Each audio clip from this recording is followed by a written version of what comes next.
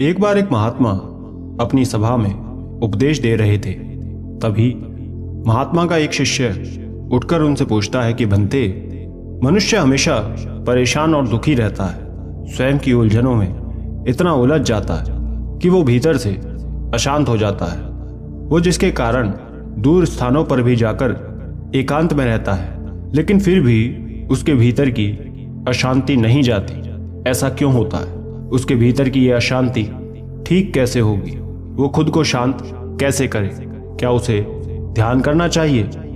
ये सुन महात्मा शिष्य को उत्तर देते हुए कहते हैं कि व्यक्ति को स्वयं के भीतर की अशांति को दूर कर शांति लाने के लिए स्वयं से ही शुरुआत करनी होगी। उसे शांति के लिए ना तो किसी के पास जाना होगा, ना किसी की सहायता की आवश्यकता है। उसके भीतर ही शांति है, बस उसे समझने का फेर है। ये सुन शिष्य कहता है कि आपके कहने का अर्थ क्या है भंते? मैं समझा नहीं। तब महात्मा उसे समझाते हुए कहते हैं कि इस संसार में हर एक व्यक्ति स्वयं के भीतर शांति को चाहता है। वो चाहता है कि उसके जीवन में शांति हो, वो सुख का अनुभव करे, शांति के साथ जीवन व्यतीत करे। लेकिन ये होगा कैसे? इसके लिए हम बाहर के लोगों के पास जाते हैं, उनसे पूछते हैं, उनकी सहायता मांगते हैं कि वो कोई उपाय बताएं। लेकिन ये सब कुछ करना व्यर्थ है, पूरी तरह व्यर्थ है। आपके भीतर की शांति किसी बाहरी व्यक्ति या वस्तु के पास नहीं मिलेगी, बल्कि स्वयं आपके पास होगी। उस शांति को अनुभव करने के लिए आपको किसी शांत स्थान पर, जैसे नदी, पहाड़, कहीं भी जाने की जरूरत नहीं है। यह आपको स्वयं के पास ही मिलेगी, ना कि किसी पेड़ पौधे, नदी, झरने या फिर पहाड़ पर। यह सुन शिष्य महात्मा से पूछता है कि हमारे पास वो कैसे भंते? तब महात्मा कहते हैं कि शांति का अर्थ ये नहीं है कि स्वयं को हर तरह से सुख सुविधाओं, खुशियों से भर दो, या फिर जीवन की सारी समस्याएं खत्म हो जाएंगी तब वो हमें मिलेगी और हम जीवन में निश्चिंत हो जाएंगे। नहीं, ऐसा नहीं है। व्यक्ति अपने हर दुख, दर्द, समस्या के साथ भी उस समय पूरी तरह शांत रह सकता है, उसे अनुभव कर सकता है। एक छोटी सी कहानी है, ध्यान से सुनना। दोस्तों, कहानी में आप खो जाएंगे। उससे पहले ही वीडियो को लाइक और चैनल को सब्सक्राइब करके कमेंट में नमो बुद्धाय जरूर लिखना, ताकि हमें पता लग सके कि आप हमारी वीडियोस से अच्छी बातें जरूर सीखते हैं। एक नगर में एक राजा था। उसे चित्रकला का बड़ा शौक था। उसने अपने महल में कई तरह के चित्रों को बनवाकर रखा हुआ था। राजा हमेशा तरह तरह के चित्रों का संग्रह किया करता था और उसे अपने कक्ष में रखता। एक बार राजा किसी यात्रा से लौट रहा था। मार्ग में वो एक नदी किनारे विश्राम हेतु रुक जाता है। उस नदी के पास बहुत ही विशाल पहाड़ था, जो उससे कुछ दूरी पर ही था। जिस जगह राजा रुका हुआ था वो एक बहुत ही सुंदर जगह थी, जहां बहुत सुंदर प्रकृति का दृश्य दिख रहा था। राजा को वो सब दृश्य काफी भा जाता है। कुछ देर बाद जब राजा के सिपाही उसे साथ जाने के लिए कहते हैं, राजा पुनः महल के लिए निकल जाता है। महल जा राजा के मन में यह विचार आता है कि उसने इतने सारे चित्रों को एकत्र किया है, लेकिन किसी में भी शांति को दर्शाने वाले दृश्य नहीं है। यही सोच वो अपने महल के चित्रकार को बुलाता है और उससे कहता है कि तुम एक ऐसा चित्र बनाओ जिसे देख मन को सुकून मिले, शांति की अनुभूति हो। चित्रकार वैसा ही चित्र बनाकर राजा के सामने प्रस्तुत करता है, लेकिन राजा को वो चित्र भाता नहीं है। तब उसके मन में ये ख्याल आता है कि उसे राज्य में एक प्रतियोगिता रखनी चाहिए। वो ये घोषणा करवा देता है कि जो भी चित्रकार राजा के कहे अनुसार चित्र बनाकर प्रस्तुत करेगा, उसे एक बहुत ही सुंदर पुरस्कार दिया जाएगा। ये घोषणा मिलते ही दूर दूर से चित्रकार आते हैं और चित्र बना राजा के समक्ष रखते हैं। सारे चित्रों में से राजा को 2 चित्र सबसे ज्यादा पसंद आते हैं। वो उन दोनों को छांट कर रख देता है। पहले चित्र में यह दर्शाया गया होता है कि एक स्थान पर बहुत ही तेजी से आंधी तूफान आया हुआ है। जोरों से पेड़ पौधे हिल रहे हैं। पास की नदी में तेजी से लहरें ऊपर उठ रही हैं। जोर से हवा चल रही है, चारों तरफ हवाओं का शोर है। इस चित्र को देख सभी दरबार में उपस्थित लोग आपस में चर्चा करने लगते हैं कि ये चित्र तो कहीं से भी शांति का प्रतीक नहीं है। इस चित्रकार ने क्या सोच ये बनाया है? ये तो निश्चित ही राजा द्वारा इसे पसंद नहीं करना चाहिए। उसके बाद सभी दूसरे चित्र की तरफ देखने लगते हैं। उस चित्र में चारों तरफ सुंदर सा प्राकृतिक दृश्य था, जिसमें हर तरफ शांति थी। नदी बह रही थी, जिसमें ऊपर साफ आसमान की छवि दिखाई दे रही थी। चारों तरफ कोई नहीं था। ये देख सभी उसे बहुत ही पसंद करते हैं। सभी को वो चित्र बहुत पसंद आता है। सबको लगता है यही वो चित्र है जिसकी राजा को तलाश है। राजा इसे चुनेंगे। कुछ देर बाद राजा अपना निर्णय सुनाता है। वो आगे बढ़ चित्र को चुनने जाता है। जैसे ही राजा चित्र का चयन करता है, सब आश्चर्य से भर जाते हैं कि राजा ने पहले चित्र को चुना है, जो कि बिल्कुल ही अलग था। यह देख राजा का मंत्री उसके समक्ष जाकर कहता है कि राजन, आपने तो उस चित्र की मांग की थी जिसमें चारों तरफ शांति की अनुभूति हो, लेकिन इस चित्र में तो केवल आंधी तूफान की हलचल का शोर है। भला ये कैसे शांति का प्रतीक है? ये सुन राजा मुस्कुराकर अपना उत्तर देता है, और तब सबको उसके इस चित्र को चुनने का कारण समझ आता है। कहानी के अंत में महात्मा शिष्य से कहते हैं कि बताओ, राजा का उस चित्र को चुनने का कारण क्या था? यह सुन किसी भी शिष्य के पास उत्तर नहीं होता। तब महात्मा उन सभी को समझाते हुए कहते हैं कि राजा ने उस चित्र का चयन इसलिए किया क्योंकि राजा ये जानता था कि व्यक्ति की वास्तविक शांति उसके भीतर है, कहीं अन्य स्थान पर नहीं। उस पहले चित्र में जहां खूब तेज हवाएं चल रही थी, आंधी तूफान था, नदियां जोरों से बह रही थी, तेजी से पेड़ पौधे हिल रहे थे, उन सभी के बीच वहां एक छोटा सा पक्षी था जो आराम से अपने घोंसले में बैठा हुआ था, बिना किसी चिंता के, बिल्कुल शांत होकर। यदि उसकी जगह कोई अन्य जीव होता तो घबरा जाता कि कहीं उसका घोंसला टूट ना जाए या तूफान के कारण सब तहस नहस ना हो जाए। लेकिन वो पक्षी इन सब चिंताओं का त्याग कर उस खराब मौसम में भी, शोर में भी शांति से बैठा हुआ था, क्योंकि भीतर से वो शांत था। उस समस्या के समय में भी उसने स्वयं को शांत रखा था, घबराने की जगह। ठीक उसी प्रकार यदि मनुष्य चाहे तो वो भी स्वयं के जीवन में लाख समस्याओं, दर्दों के बाद भी जीवन में शांत और खुश रह सकता है। बस आवश्यकता है तो स्वयं के भीतर उसे देखने की। किसी भी संकट के समय घबराने से, परेशान होकर अशांत होने से कुछ नहीं होता। महात्मा अंत में अपने सभी शिष्यों को समझाते हैं कि शांति का अर्थ ये नहीं कि जहां शोर ना हो, जीवन में समस्याएं ना हो, आपको किसी तरह की मेहनत ना करनी पड़े और बस आप आराम से शांत जगह बैठे रहें, आराम करें और तब आप शांति को महसूस करेंगे। नहीं, ये शांति का अर्थ ही नहीं है। शांति से तात्पर्य केवल इतना है कि व्यक्ति हर तरह की अव्यवस्था, अशांत माहौल, हलचल के बीच क्यों ना हो और फिर भी वो शांत रहे, स्वयं के भीतर धैर्य बनाए रखे। लाख शोर क्यों ना हो, हलचल क्यों ना हो, वो भीतर से शांत और धैर्यशील होना चाहिए। उसका ध्यान केवल स्वयं के लक्ष्य पर होना चाहिए। उसे अपने कार्य पर ध्यान देना चाहिए। यदि वो ये कर ले तो वो स्वयं के भीतर की अशांति को पूरी तरह दूर कर देगा। आसपास के शोर से, हलचल से फिर उसे मतलब नहीं रहेगा, क्योंकि वो भीतर से पूरी तरह शांत है और तब वो लाख शोर में भी अपना लक्ष्य ढूंढ आगे बढ़ेगा। इतना कहकर महात्मा स्वयं का उपदेश पूरा करते हैं और तब उनके सभी शिष्यों को शांति का सही अर्थ समझ आता है कि व्यक्ति हर समस्या, शोर में भी शांत रह सकता है। महात्मा बुद्ध अपने आश्रम में अपने सभी भिक्षुओं को उपदेश दे रहे थे। उनके भिक्षुओं के अलावा आश्रम के आसपास से लेकर दूर दूर नगर से कई शिष्य जो उनसे पूरी तरह प्रभावित थे, सभी बुद्ध के उपदेशों को सुनने के लिए उनके आश्रम में आए हुए थे। सभा चल रही थी कि तभी दूर किसी नगर से एक व्यक्ति बुद्ध के आश्रम में प्रवेश करता है। वो एक धनी सेठ था जो बहुत ही अहंकारी स्वभाव का था। वो बुद्ध के समक्ष आता है और उन्हें भला बुरा सुनाने लगता है। ऐसा करने के पीछे उसकी मंशा बुद्ध को क्रोध दिलाने की थी। उसे बुद्ध पर संदेह था कि वो एक ढोंग कर रहे हैं, कोई ज्ञान उनके पास है ही नहीं। लेकिन बुद्ध उसके किसी भी शब्दों का कोई उत्तर नहीं देते और स्वयं के उपदेशों को जारी रखते हैं। वो सेठ काफी समय तक बुद्ध को अपमानित करता है, लेकिन बुद्ध उसे कुछ नहीं कहते।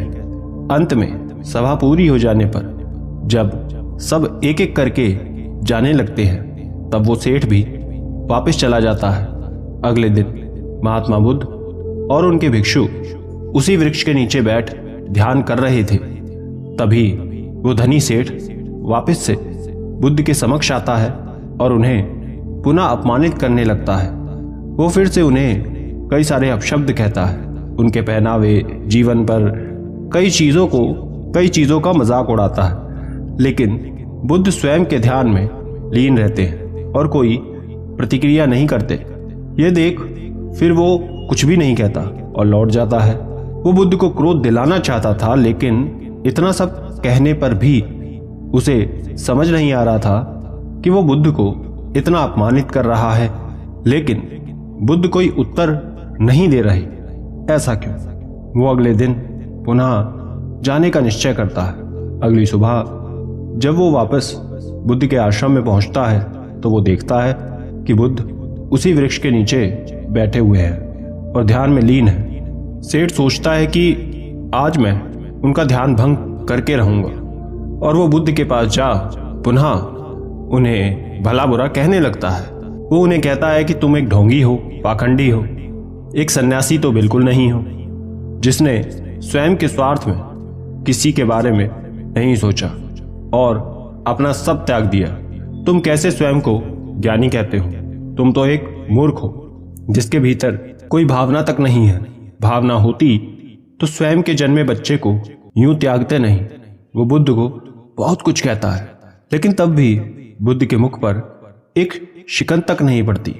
वो ध्यान में लीन रहते हैं। व्यक्ति काफी देर तक बुद्ध को भला बुरा कहता है, लेकिन जब वो देखता है कि आज भी बुद्ध की तरफ से कोई प्रतिक्रिया नहीं मिल रही है, तब वो थककर वापस लौट जाता है। लेकिन वो आज भीतर से पूरी तरह बेचैन था, मानो उससे कोई पाप हो गया। वो भीतर भीतर स्वयं से घुटन महसूस कर रहा था।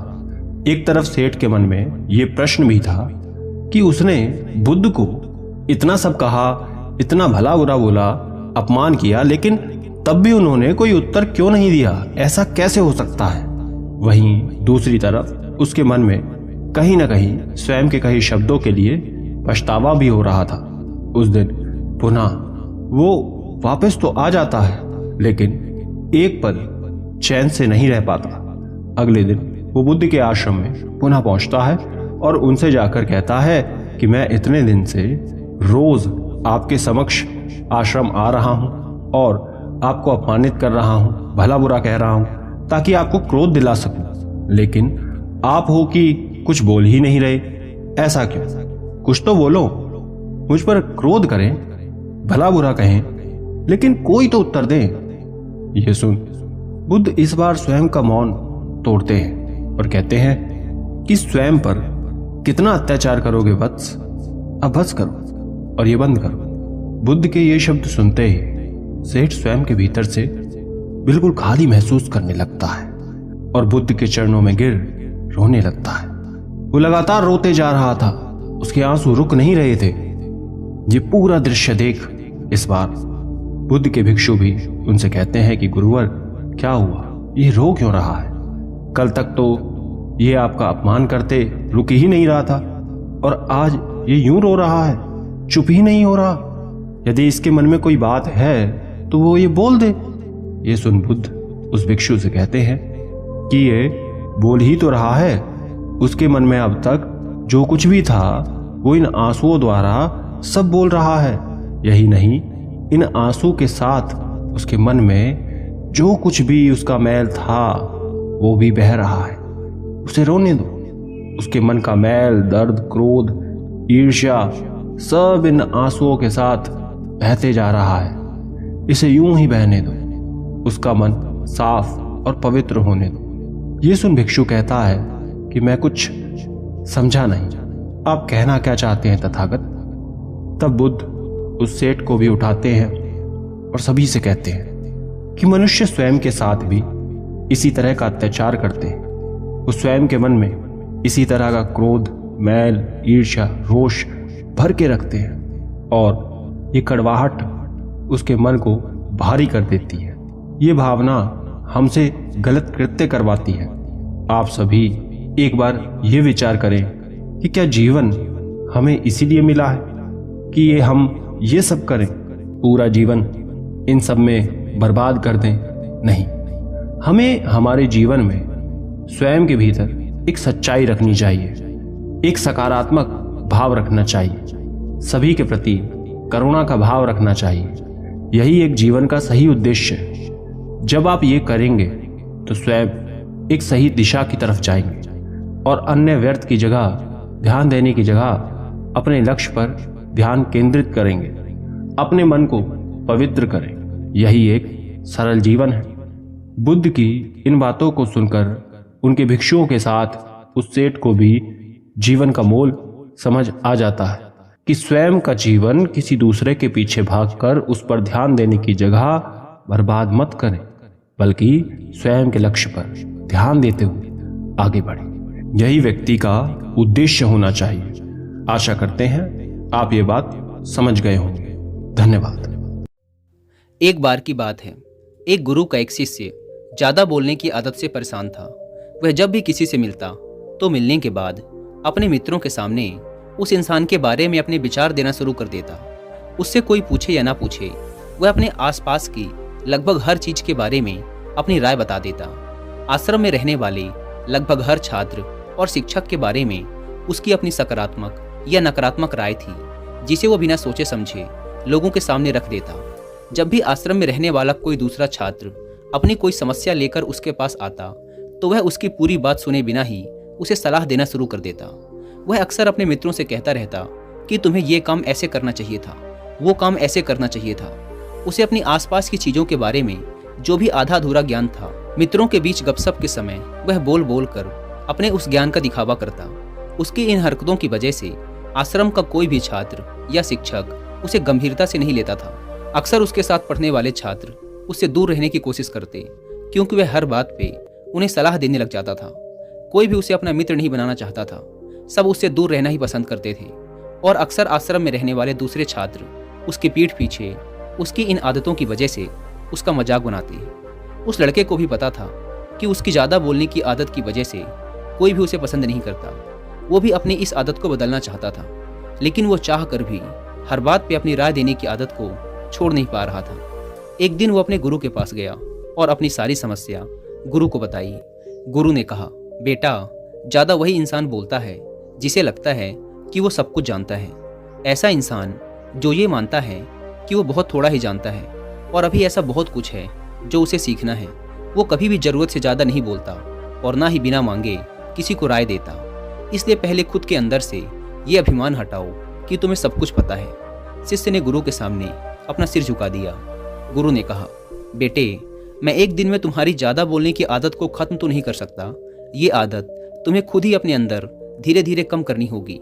लेकिन मैं तुम्हें ये जरूर बता सकता हूँ कि किन मौक़ों पर तुम्हें शांत रहना चाहिए ताकि तुम खुद को दुखी होने और किसी बड़ी मुसीबत में पड़ने से बचा सको। शिष्य ने गुरु की बातों से सहमति दिखाते हुए अपना सिर हाँ में हिला दिया। गुरु ने कहा, बेटे, इन 5 मौक़ों पर हर इंसान को अपना मुंह बंद रखना चाहिए। पहला, जब तुम्हें लगे कि कोई तुम्हारी भावनाओं को तुम्हारे शब्दों से नहीं समझ सकता, उस समय तुम्हें चुप रहना चाहिए।